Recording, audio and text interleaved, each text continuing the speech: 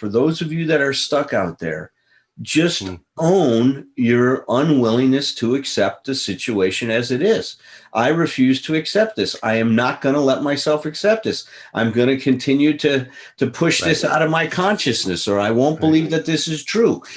Can say that, keep saying that over and over again. And if there's anger behind it, then pick up a tennis racket or roll up a towel and beat the bed with it as you're saying it.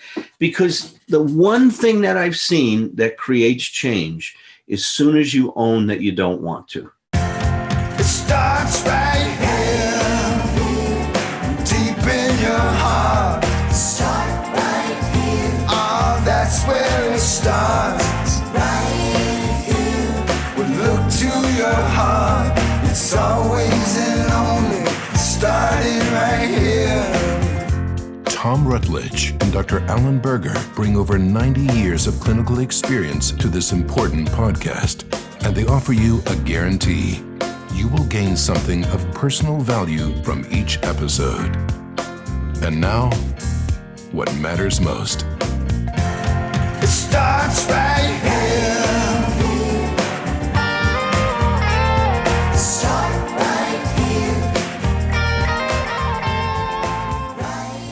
Welcome back to Start Right Here. I'm Tom Rutledge, and I'm with my good friend and colleague, Dr. Alan Berger. Hello, Alan. Hi, Tom. And you're still my good friend, even after last week. What did I do to you last week? I had a therapy session, and you said, "Oh my God, I hope that we're still friends after this." Oh, that's true. It's like, but you know, I did good, so that was, you know, probably you're right. Good and bad. I would have had a whole different opinion. I think if I had done bad, it would be like, this is Alan Berger, and this is my partner, you know, Johnny, who's my new sidekick. In the podcast. That's right. No one's heard from Rutledge. We don't know what's going on. I think man, you were very. No, I appreciated your honesty and immediacy. You know, that's one of the things that I actually was in a bit of a conversation with one of our a client of mine that listens to our podcast, and she was saying that about the spontaneity of our conversation. She said something about our planning, and I said, well, I don't know that. I mean, we think ahead, we kind of have a general idea, but I don't think planning is a word either one of us would use for doing this, and I think that's part of it. I mean, it's like we're doing a workshop. There's planning involved. If there's a curriculum, a content kind of thing, but I like the idea that this we really trust each other enough to just take the conversation and let it go where it's going to go. Well, I think you really captured. I mean, I want to highlight it because a lot of people out there, you know, will appreciate this when I point it out. See, I think that for both of us is the planning replaced our distrust, or another way to say it is, planning was because we didn't trust ourselves. So we felt like we had to have all this preparation so we didn't make fools of ourselves. Now we can make fools of ourselves without planning. So we don't and now watch this. Watch this. And because our topic, part 2, this is part 2 of acceptance, and we can accept ourselves as the fools that we are. And it's like, seriously, I was just in a text conversation with a friend of mine just a little bit ago today, and was talking about, she asked me, she asked me, you know, if I missed people because of the COVID stuff. And I was, and I thought that question kind of threw me. And I thought, I don't think I do miss people. It's like, it depends on how we define the language, of course, but the idea is what it did is it put me in touch with, and I think this has a lot to do with the acceptance of who we are, is it put me in touch with a contrast, kind of a time travel contrast with me that sort of at the beginning of all of my personal work. And it's like how incomplete I felt and how that's the setup for really desperately missing people. Yeah. It's like, and what I was saying in this conversation was the COVID thing has really accentuated for me that how much I feel and I don't mean like everything's all together perfect. I just mean like I just how much of a whole person I feel, and that there's not, even some days are better than others, and still deal with whatever I deal with. I'm dealing with some depression a while back. It's it's not about incompletion anymore. It's not about which sets up to use your terminology, it sets up those demands. I have to have this situation or that person. It's like and actually the word that I surprised myself with came up was there's a comfort that I have in just being in my own company. Yeah. And it's, and I didn't manually find that setting anywhere in me. It's like, that's the result of years of working on this stuff and keep doing this. And it comes with the disclaimer, I reserve the right to, be a complete nutcase at any given time. Yeah. Because I'm not saying I have, some kind of completion, but it is an experience of being in the world that I attribute somewhat to my age, to being older, but it's like, it's really nice. Yeah. No, I totally resonate with what you're saying. I see it for me, and I experience that in you, by the way. I experience you just the way you are. I feel that you're okay in your own skin, that you're comfortable in your own skin. And that's far from saying that you're arrogant and think you're perfect. I just got to say there are guys on my committee inside. When you say that about me, it's like I'm okay with that. But I hear the guys in my head, they're laughing their asses off. Rutledge, you're kidding me. That's so good. That's so funny. And I love that. Listen, of course, I know those guys too. They're in my head too. I think they shuttle back and forth between our consciousness. They've got a direct bridge. No, they do the Star Trek thing. Beam me up, Scotty. Beam me over to Rutledge. They beam in. Do we ever go into your head too, Patrick, over there? Do you get us beamed up? Do we beam up those villains inside our heads into your head ever? Well, you're on my mind a lot just because I'm working on the show all the time. And, I do feel you're Obi-Wan Force ghost sometimes. I like that. I like that Obi-Wan Force. We're always on his mind. You will open up the gate. You will record the show. Great. That's good, Patrick. Oh my God, we're talking about a new form of enmeshment. We share inner critics. It's like, it's like there's got to be. I'm cheap. I can't afford one just myself. It's like we're not renting them out. We'll just get a host visiting. But that part of what acceptance. I was thinking before I got so entertained by this is that it takes a lot of work to get there. And see, that's the thing, that I don't say that to discourage people, because for me, my experience, the work has been difficult and painful, but there was also something incredibly rewarding about it, inspiring, moving. That's discovery is like amazing. No, and it's interesting when you said not to discourage people, because my mind went to the same place. When we say how hard it is, it's like, and when we're these two ancient guys talking about it, it's not like, oh, you're going to work your ass off for 40 years and then one day you'll feel pretty good. It's like, it's not it at all, and that's the thing about the mix of things. It's like taking if a deck of cards represented good days and bad days and in between days and all that stuff, you just shuffle them up. It's like they're all mixed in there, because I didn't experience it as like, oh, this was, even when I was going through hard times, hard things, I didn't necessarily go through it thinking, wow, this is really a hard time I'm going through. It's like a lot of this comes, best insight comes with hindsight. And so, I guess that's a good disclaimer for you and I to put out there too, because we tend to talk about our own past history is we have the advantage of hindsight, and the idea is we can tell those stories because we have come through them.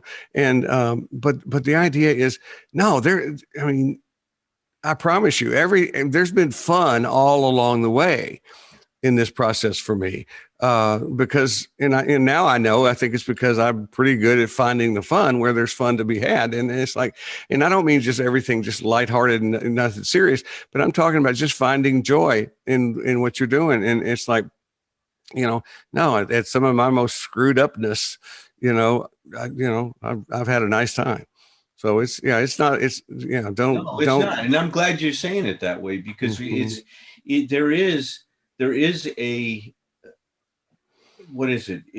I've felt inspired even during the difficult times. I mean, because there's something about getting a part of me back, of discovering another part of me that is, it's just an incredible process. It really is. And it's so motivated me to keep this journey going. And look, it kind of taps into what we want to talk about today, is because last time we talked about, last time we did some therapy with me, but the one before that was in your last session. That's right. And by the way, listen, that was very helpful. And my wife and I have had some very, very important conversations. And it was very useful, the whole discussion. It helped give perspective for me.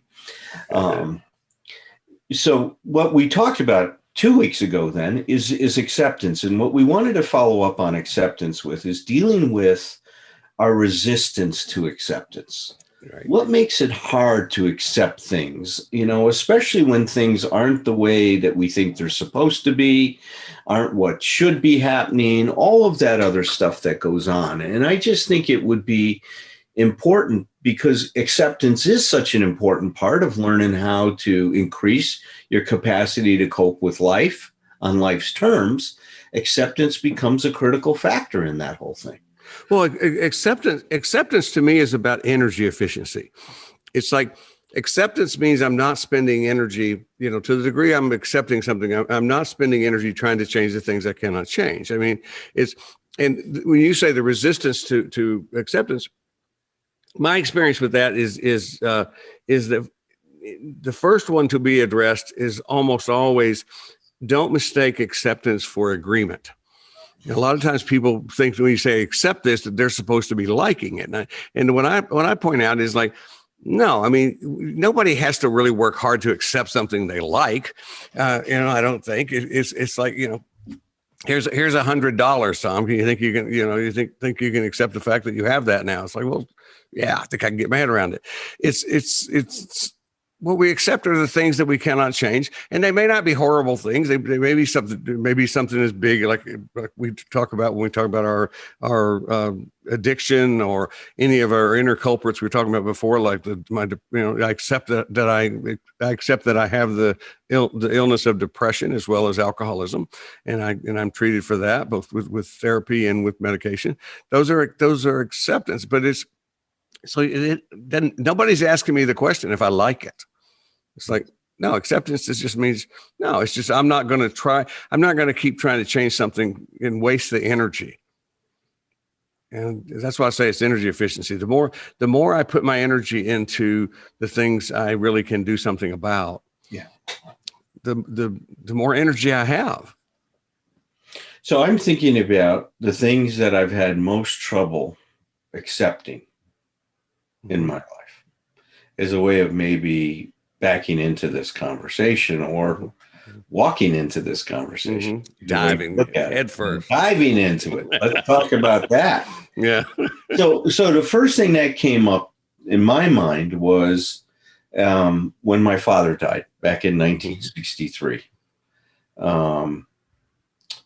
That was, man, it took a long time to wrap my head around that reality. That's a pretty big challenge at 11 years old, right? Oh, 11 years old. I mean, so first of all, my mom and my grandpa, they had a heck of a time because they kept saying this is not what's supposed to happen. They had a bunch of supposed to's around this thing. Right. My grandpa saying, yes, totally. My grandpa saying, you're not supposed to bury your son. Your son is supposed to bury you. I mean, he lamented that with me. So he owned what was called back then Plastic Sunshade Company. And what he did is he made sunshades for window stores and for homes, residential and commercial.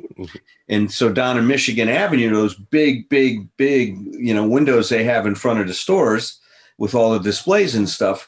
Well, we get these, they didn't have tint on the windows then. They had these big shades where you'd pull it down and it was a tint to protect all the products inside from the sunlight, right? And so that's what his business was. He made those things. So when my dad was alive, maybe once a month, maybe twice a month, I would join my dad. We'd go down and we'd help Grandpa out. They would cut shades. I'd tap the thing into the end that was going to fit into the mechanism where you pull it down and stuff like that. And so after my dad died, my grandpa picked me up to take me down to work for a day. He paid me 50 cents for a whole day. It was child labor, Tom. I mean, my God, I was being paid below child wages. But I remember right after Dad died, when he would pick me up, he would just get in the car. I would get in the car with him and he'd cry the whole time. And he'd be sitting there going on and on again about, this is not what's supposed to happen. My son's supposed to bury me. I'm not supposed to bury him. And he would sob for 45 minutes. We'd get to the shade company. He'd go sit in his office. I'd go put shades together and he'd be crying in his office. We'd get in the car and he'd be crying. I mean, he was devastated. I can appreciate the depth of pain he had today. Right. But the supposed to was so strong. My mom had a similar supposed to. I'm supposed to grow old with this guy.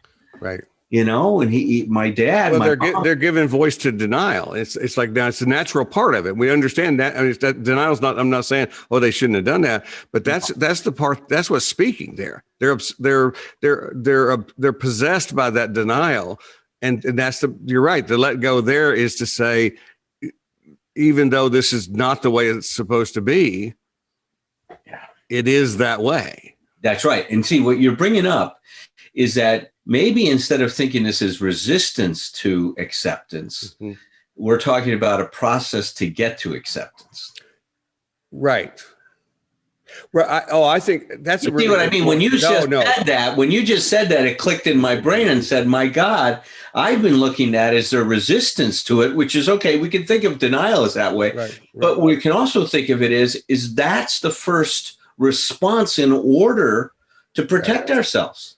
Well, okay. We can also see. I think the word resistance has, I can get too caught up in the language, but sometimes it helps. It's resistance has a negative connotation a lot of times, and it's like if we're on a boat, if we're sailing on a boat and we got something in the water dragging, it's creating resistance. So it's slowing us down. It's like we maybe didn't put it there, on purpose. Maybe there's something wrong, something like that. We have to look, but something that's slowing us down is something that is, and in this case, it's something that maybe to a larger extent, with what you're describing with your grandfather and your mom, is that it really created a stuck place where they couldn't get out. Yes. But maybe see, that's where I started connecting to the positive part of resistance is maybe the slowing it down is because it's hard to wrap your head around it. And the slowing it down might be, let me slow this down and see if I can manage it a little bit better. I can't take this all in right now. So let me just start with my objection to it. I love that, because what we're doing is the same thing we would do with a client, where we would not turn something into, you're doing this wrong, but let's look and see what you're doing. Yeah. And one of the things you're doing is you're going, it's like, we might even say it with a chuckle, it's like, well, you're moving really slow through this grief, but it's like, but rather than say, oh, you're doing it because you think it's fun or because, you're just wanting to do it. It's like, it's because you're having a difficult time. Yeah. Yeah. Yeah. And there was nobody there to help. There was nobody. There was no. I'm not talking about everybody has to have therapy, but there need to be communication and support. Yeah. Oh no, there's clearly, my grandfather didn't have anyone. My mom didn't have anyone. I didn't have anyone. I mean, I didn't have them. They didn't, have each other. I mean, it's so true. And you're reminding me, I'm working with a young man right now who found the love of his life. And through some very, very horrible circumstances. She had a surgery that was supposed to be a very, very average, surgery, and she got complications and died suddenly from it. Oh, it was horrible. He's a young man. He's in his 20s. I mean, and for him, he says that I've had, in the 3 years that I was married to her, were the 3 best years of my whole life. I mean, he really found his soulmate and so connected. And so, this has been now almost 3 years ago that she passed. And when he came to start to work with me again about a year and a half ago, he was in such a bad place. And part of it is just what you said. There were so many people around him saying, well, don't you think it's been long enough now that you should maybe go out and date? And they asked that, and they put that in the form of a question, but it wasn't a question. It was a question. Yeah. His mom would say, you've got to stop grieving this now. You've got to get on with your life. Wow. And talk about what you just said to be so true. The more pressure he got to not be where he was at, the more difficult it was for him not to be where he's at.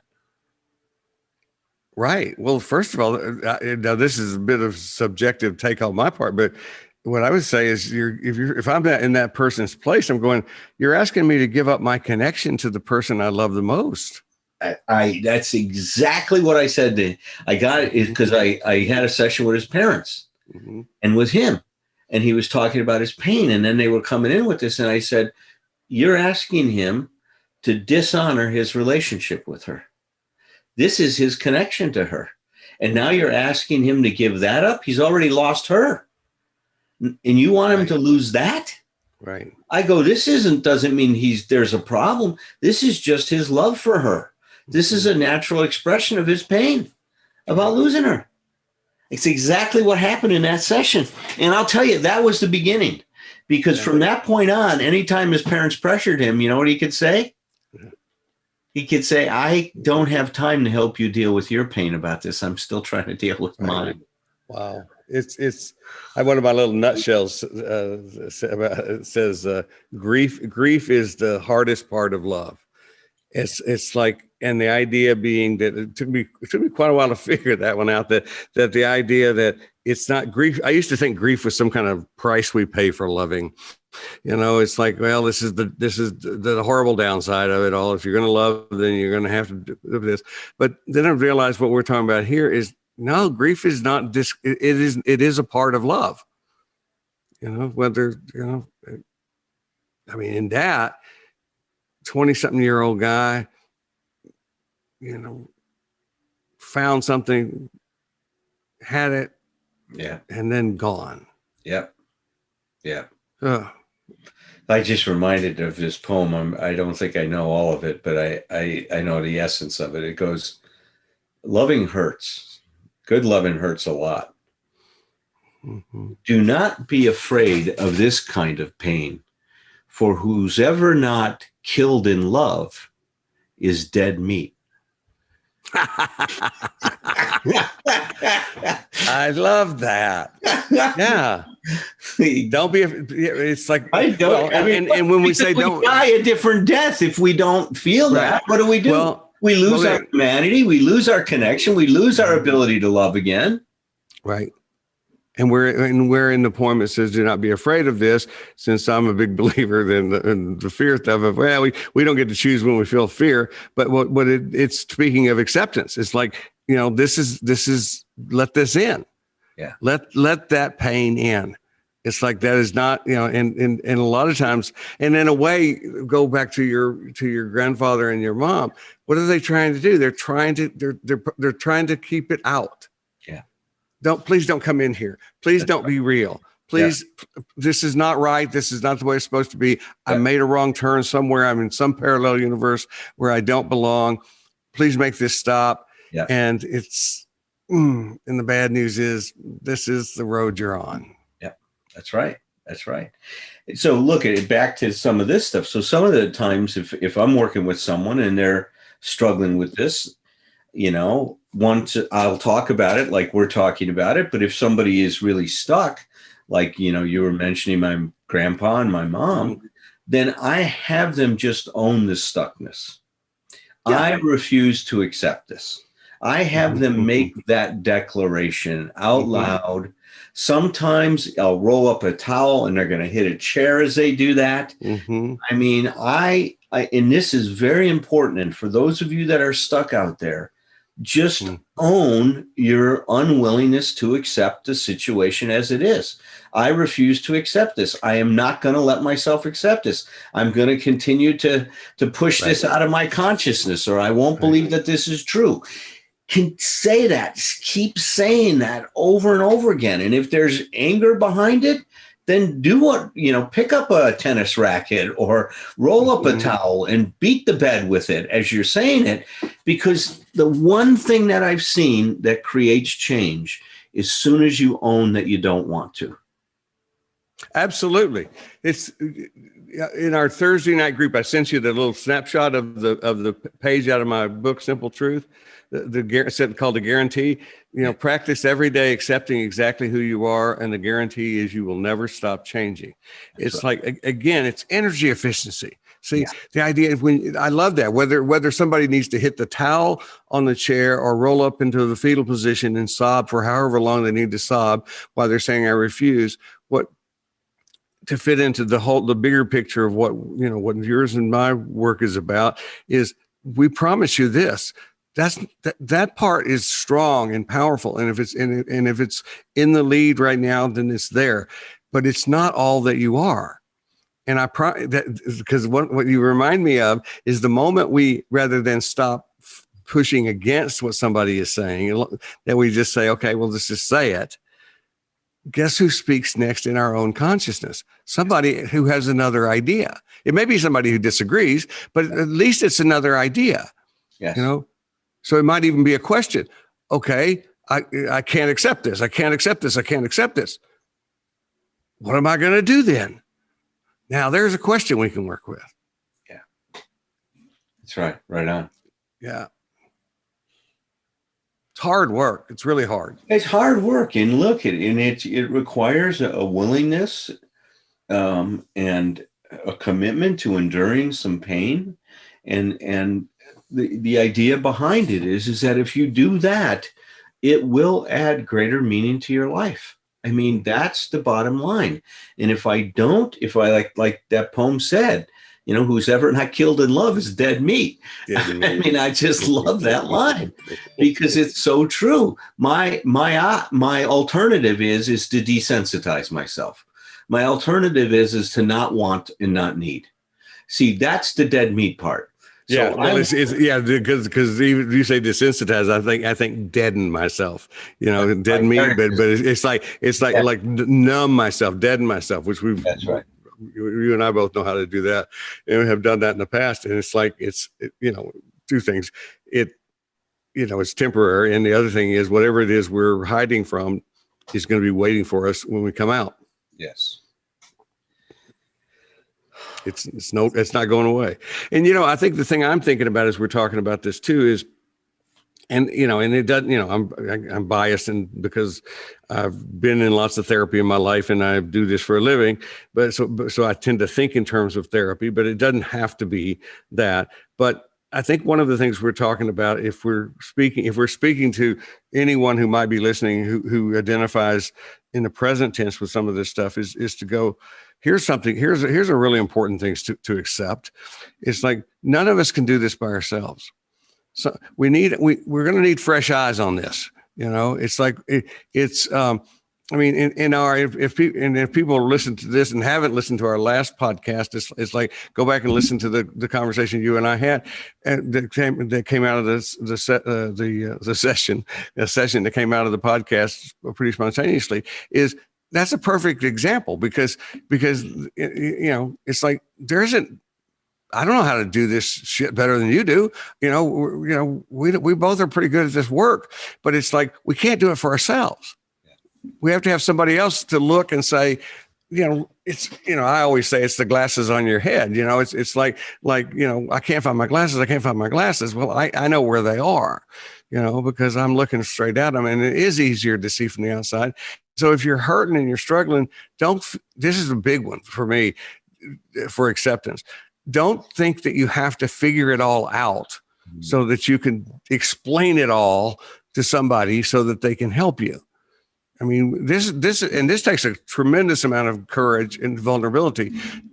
Go plop yourself in front of somebody, be that a friend or a therapist or a pastor, somebody, and just let the raw, just messiness of whatever is going on with you to come out. Yes. Pick somebody that you trust. I always want people to have good judgment about that, but it's like, that's the place to start. Because so often people think, I need to get this together so I can go get help. No, look, in one way, that's the title of our podcast, Start Right Here. Mm-hmm. That's right. Which is another way we could say to start where you're at. That's always the place to start. Somebody will come into a therapy session and say, well, I want to, if let's say it's a couple, I want to talk to my partner about what's going on, but I don't know where to start. And I say, okay, start there. Mm-hmm. I want to talk about something, but I don't know where to start. See, It's like we think always there's this pressure to be more than we are. Mm-hmm. And it's not about being more than we are. It's about being where you are, not more than you are. It's about being where you are at that moment in time, in finding the words that are going to best reflect the experience you're having in that moment. Right. That is the number one thing that anyone that's listening out here can do, is to start where you are and let go of all of that stuff in your head that says that you have to be someone you're not to be okay. Well, that's how you get where you're going. It sounds corny, but it's like, there was an example of this earlier in this conversation. It's like you couldn't have gotten to the place where you said, wait a minute, maybe resistance is the wrong way to say this. Maybe this is a part of the process of getting there, as opposed to something that is trying to stop it. It's like, the only way you got to that is we started the conversation. And we were ping ponging back and forth, our thoughts on it. And it's like, and that's one of the things you and I do a lot, which is we listen to each other and we change. Sometimes we feel, sometimes when I listen to you, I feel validated. Sometimes I go like, oh yeah, it's like, well, that's good, because if Alan thinks that, then I must be smart because I think the same thing. We can do that. It's like, it always feels good. But sometimes it's like I get another idea from what you're saying and go like, well, wait a minute, what about this? Yeah, and it's like, and it's all about not planning. Yeah, it is. It's about just, you see, we're really talking about spontaneity, aren't we? I mean, is being spontaneous at the moment. We're talking about courage. We're talking about courage. That's what we're talking about. Well, it is courage too. To be spontaneous, I think we need to be able to support ourselves, which is courage. Mm-hmm. I just had another thought. So when I was saying to people, just start where you're at, don't listen to those voices in your head, but that's not starting where you're at. If those voices are in your head, then you got to say that. See, if what the voice is saying, I'm not good enough the way I am, then you got to own that first. See, that's the thing that it even eludes me. As much as I know it, I still want to take that next step before I take that step. I always feel compelled to go one more beyond that. And so this is about a real discipline, isn't it? In terms of disciplining ourselves to stay right here. Well, it's I think we should name it the duh response. The duh. Here we, it's like, it's like, because it is what we do. I mean, anytime somebody is, I'm looking at, and I think this is a fair description for both of us. Somebody comes and talks to us, even if they're talking about relational stuff, interpersonal communication, we're listening for the intrapersonal process, not the interpersonal, but the intrapersonal. What's the conversation going on between the ears? What is that going on? And what we want to do is we want to bring that conversation out into the room. Yeah. And, and that's why either one of us so often have the duh response, go like, oh, he's saying this. So let's put, and it doesn't have to be in the chair. It could be in a journal. It could just be us having a conversation. But, there is, as corny as it seems to some people when they first come to therapy, there's a real clarity to go ahead and assign in that part a seat, sitting that it's amazing. We live in a world of assigned seating. And it's amazing when you put that voice that says, I don't want any part of this in that chair.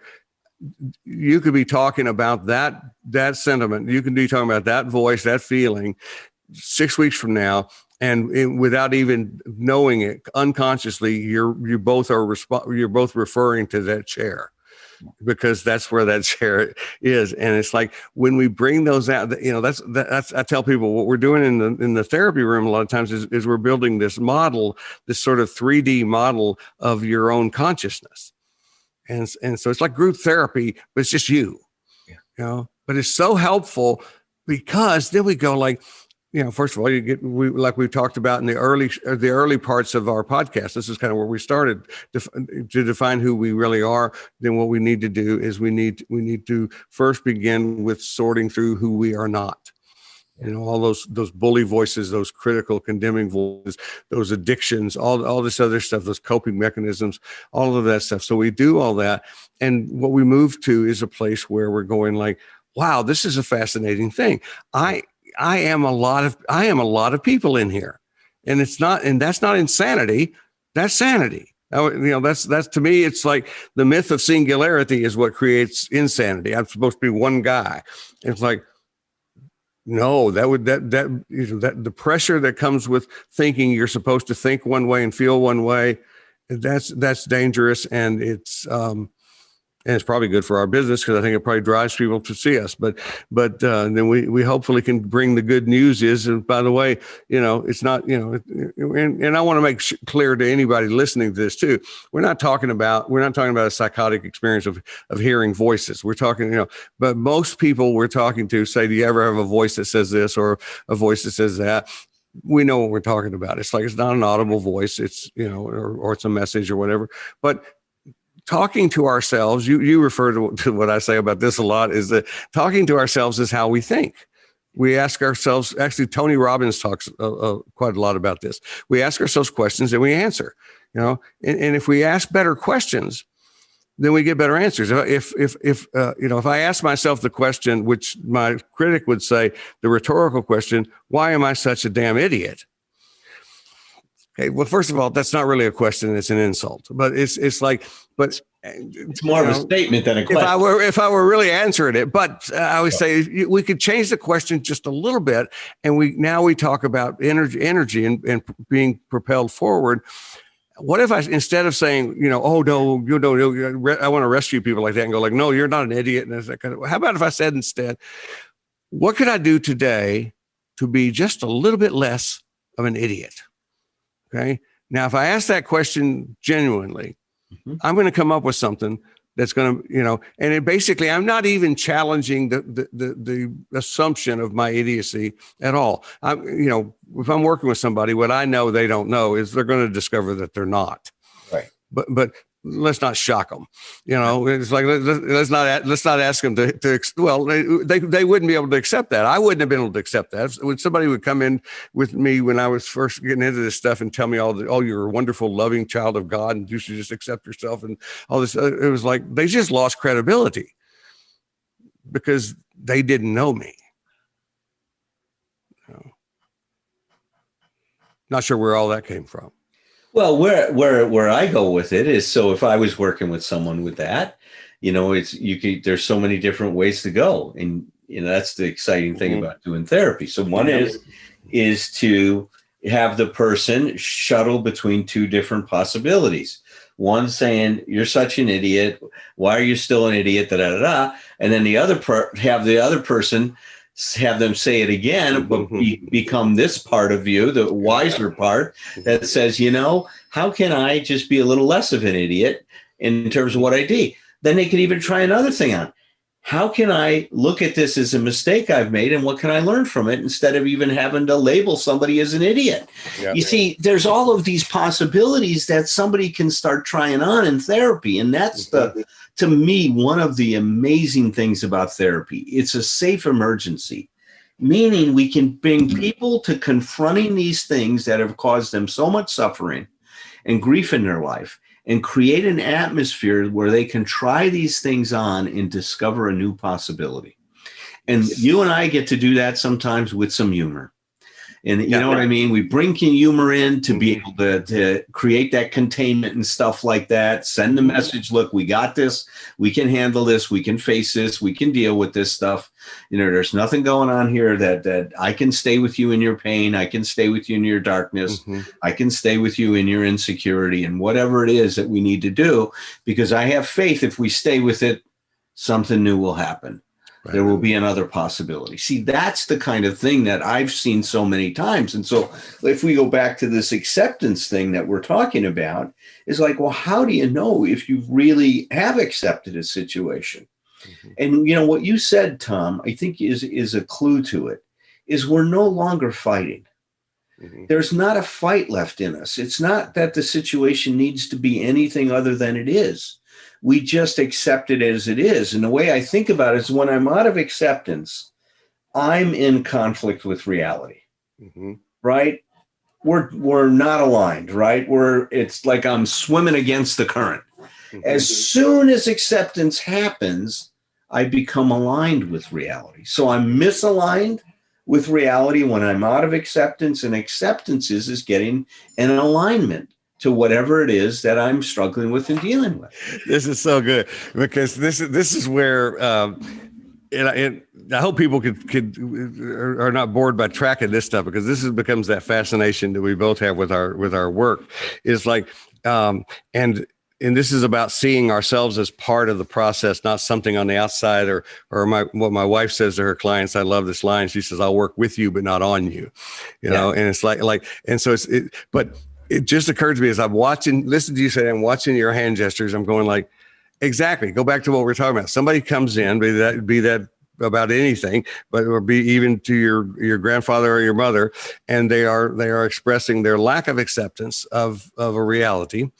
It's like, if we're not careful, if we don't let the duh reflex go off, or until it does, because it's going to sometimes it just takes a while for it to kick in for us, even though we've done it a zillion times, is we are actually being unaccepting of their lack of acceptance. Yes. It's like I can't accept this. Well, I can't accept that. It's like can't accept it.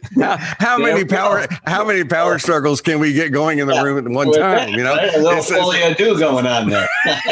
It's like, oh, instead what we're doing is like, okay, like, well, go back to that. Start right here. It's like, I can't accept this. Okay. Tell me what's not acceptable about it. Let's stay with let's that. Go. And so we align so that's great. We align ourselves with them. And then that alignment then moves that other alignment. That's interesting. I like what you're saying. That's cool. It's one of the concepts of paradoxical intervention that I without doing a paradoxical intervention kind of work with stuff. But I love the idea of having studied so many different kinds of therapy and just taking pieces of it, just kind of shoplifting what you can from it and take what's helpful, leave what's not. But one of the things about that is the idea of lining yourself up so on target with somebody else's position that they need to move. It's almost like no two objects can occupy the same space at the same time. Yeah. If I can listen well enough to you to where I can express exactly what you're saying in a way that you go, you got it. It's like very often, it doesn't have to be this way, but very often the next thing is you shift a little bit. Yeah. And you're the one who'll say, but what about if we did this? Yeah. But because you're not having to fight. Yeah, who is the author of Provocative Therapy? Frank Farley. He would. So if somebody's talking about how stupid they are, he would take that position and go, "Oh," he goes, "You're right. No, listen, you are stupid. People really can't expect anything of you. I agree with you 100%. It's a shame that people think you have any intelligence at all. You're probably a lot dumber than they even. Hey, wait a minute." I know. And then the patients, wait, hold on. I love that. I thought that, and it takes some courage to go down. I think, and some sensitivity. I'm not. I was going to say, I think it takes being Frank Farley. It's probably, and I'm sure there's other people, but it would be a little bit like one of the things I've told people when I do trainings is like, because you and I do this in our points of intervention workshop is talk to the participants about, don't let your graduate training train your own personality and your own soul out of your work. It's like, bring yourself into it, because a lot of times we're trained to keep that stuff out, and let that be a part of it. And what I tell people is like, so if you're learning from me, for instance, it's like, you don't have to do goofy therapy. I do goofy therapy because I'm fucking goofy. It's like, it's like, I mean, it's been pointed out to me several times. You go like, how do you get away with just making fun of people the way you do, Tom? And I go, and I never thought of it until people started asking me that. I go like, because it is, I guess, getting away with it, but I know what it is. It's because people know I'm playing, and people that, I have good judgment about that. I'm not going to make fun of somebody that is not a part in on the joke with me. Yeah. It's like, but it's like you got to. But Farley was extreme, but one of the takeaways from that was the idea of what we're talking about with acceptance is, okay, I'll get in there right there with you, and then in that case, either you will make another move, or we'll decide together where to go next. So let me give you another example of this. I don't know if you've ever read, look, we can both come up with a lot of examples from our own practice, but we're talking about some literature that's out there that people can read. So there was this book called The 50-Minute Hour. You ever read it? I think I have. It seems familiar. It was this psychoanalyst. Oh, I know where I can visualize it on my bookshelf in my office. I know where it is. I don't remember anything about it, but I know where the book is. Psychoanalyst. I think it's like 6 cases. I don't remember the exact number, but he was talking about this one guy that came in, and he was psychotic. I mean, the guy was living in a full-blown psychotic episode. And he believed that he had understood the universe and plotted out all these alternative universes. And the guy had this whole big scheme in his head. Well, as the psychiatrist was working with him, he started to embrace the whole universe. And he started to draw maps and started to go into this thing way much more than the patient even went into it. And finally, one day, the patient looked at him and says, I'm bored. It's like, and he said the same thing you said. He says, I occupied the space that this guy's psychosis was in. And once I took that space over, there was no room for his psychosis. Wow. It is such a powerful, powerful story and it just illustrates exactly what it's really worth a read. I don't know the author is. Maybe Patrick can look it up and tell us before we. When I get back I'm not at the office a lot, but I'll go. Like I said, you know how you can do that? Like you can see your bookshelf. Yes. It's probably been sitting there for how many years, but I know right where it is. I'll go find. It's actually a good read. And I'm not psychoanalytic, but the guy really gives you a look inside the therapeutic process. I mean, it's very good, well done. Robert Lindner. This was a great show. What's that? Well, Robert Lindner. Lindner? Lindner. Robert Lindner. I was going to say that. That's amazing, my memory. I wasn't certain it was working. So look, great show today. Fantastic. I think that there's a lot of great takeaways for people.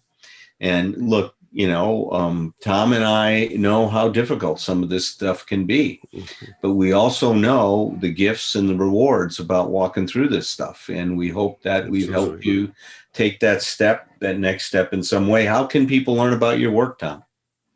My website is tomrutledge.com, and information about books and what have you, and some good free downloads and things to read. Just anything you want to know, and you can email me from there. And we both appreciate your comments and your questions. We'll do our best if you have a question that you want us to address on the podcast, that we'll try to work that into what we're doing. So we love for you to be part of the conversation. Tom and I are regulars at this Emotional Sobriety Anonymous meeting that I started on Thursday nights. And if you ever want to join us, the Zoom code, and Patrick, if you could make up a graphic of this, and so it'll be posted on at least the visual one when we post it on YouTube. I'll include it in the description. How about that? Perfect. Yeah. Okay. So I'll just say it out loud. The ID is 330-149-513. That's Thursday nights at 7 p.m. Pacific Standard Time. And the password is 375986. Join us there. You can find out my work on my website. It's abphd.com. Like Tom, I have a bookstore. I've got some open source information for you to download, a bunch of audio talks, and just some great stuff to help you with your journey. It's a spiral, not a circle. Goes round, round, round. Look for solutions, be your own friend. Never say never in either direction. Look in the mirror, trust the reflection.